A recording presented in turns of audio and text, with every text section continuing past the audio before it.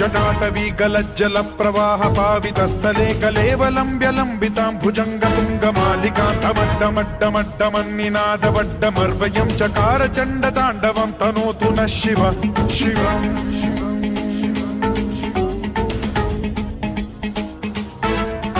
जटाकटाह सम्भ्रम भ्रम निलिम्ब निर्झरी विलोल वीचि वल्लरी विराजमान मूर्धनि ठगद्धगद्धगज्ज्वलल्ललाट पट्ट पावके किशोर चन्द्रशेखरे रतिः प्रतिक्षणम्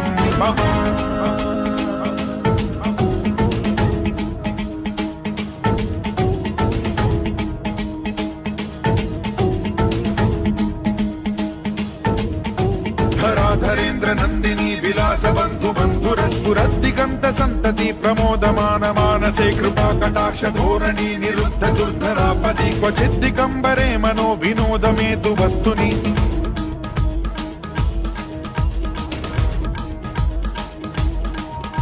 जटाभुजंग पिंगल स्फुरत् फणामणि प्रभा कदम्ब कुङ्कुमद्रव प्रलिप्त दिग्वधूमुखे मदान्त सिन्धुर स्फुरत्वगुत्तरीय मेधुरे मनो विनोदमद्भुतं बिभर्तु भूत भर्तरि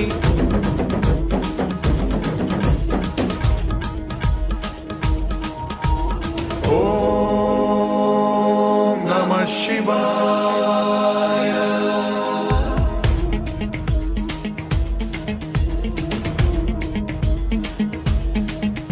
सदा शिवं भजाम्यहं सदा शिवं भजाम्यहम् ॐ नमः शिवाय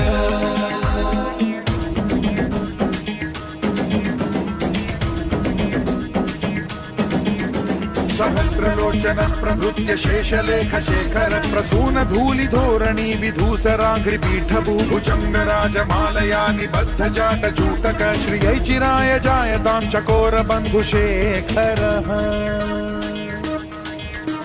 ललाट चत्वरज्वल धनञ्जय स्फुलिंग भानिपीत पंचसायकं नमन्निलिम्पनायकं सुधामयूखलेखया विराजमान शेखरं महाकपालि संपदे शिरोजटालमस्तु नः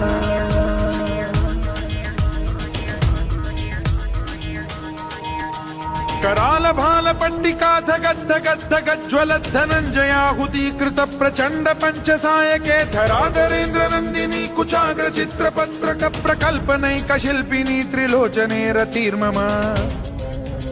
नवीन मेघमण्डली निरुद्ध दुर्धर स्फुर कुहूनि शीथिनी तमः प्रबन्ध बद्ध कन्धरः निलिम्प निर्झरीधर स्तनोतु कृत्ति सिन्धुरः कलानिधान बन्धुरः श्रियं जगद्धुरन्धरः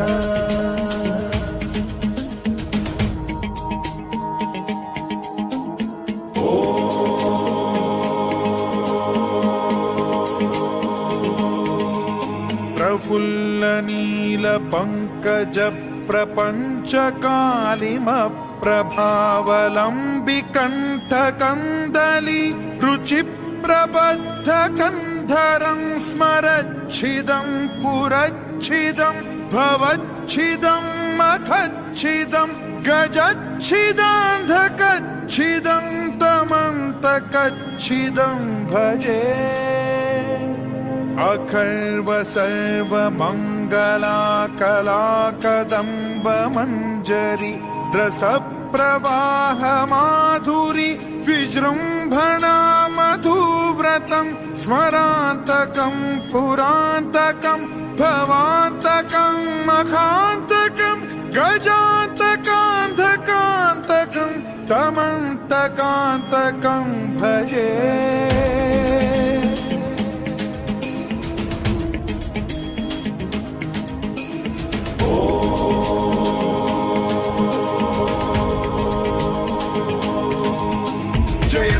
भ्रविभ्रम भ्रमद्भुजङ्गमश्वसद्विनिर्गमत्क्रम स्फुरत् कराल भाल हव्यवाढ्ढिमिद्धिमिद्धिमिध्वनन् मृदङ्ग तुङ्ग मङ्गलध्वनिक्रम प्रवर्तित प्रचण्ड ताण्डवः शिवा स्पृशद्विचित्र कल्पयोर्भुजङ्ग मौक्तिकस्त्रजो गरिष्ठ रत्नलोष्टयो गुरुद्विपक्ष पक्षयो कृष्णारविन्द चक्षुषो प्रजामही महेन्द्रयो समप्रवृत्तिकः कदा सदा शिवं भजाम्यहम्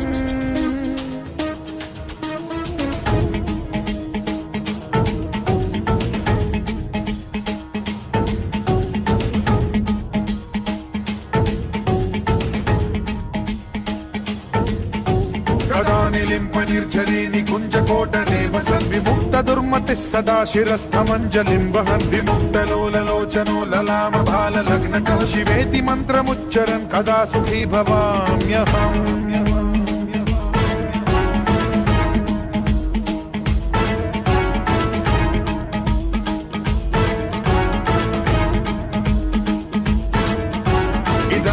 नित्यमेव मुक्तमुत्तमोत्तमं स्तवं पठन् स्मरन् ब्रुवन्नरो विशुद्धिमेति सन्ततं हरे गुरौ सुभक्तिमाशु याति नान्यथा गतिं विमोहनं हि देहिनां सुशङ्करस्य चिन्ता विमोहनं हि देहिनां सुशङ्करस्य चिन्ता विमोहनं हि देहिनां सुशङ्करस्य चिन्ता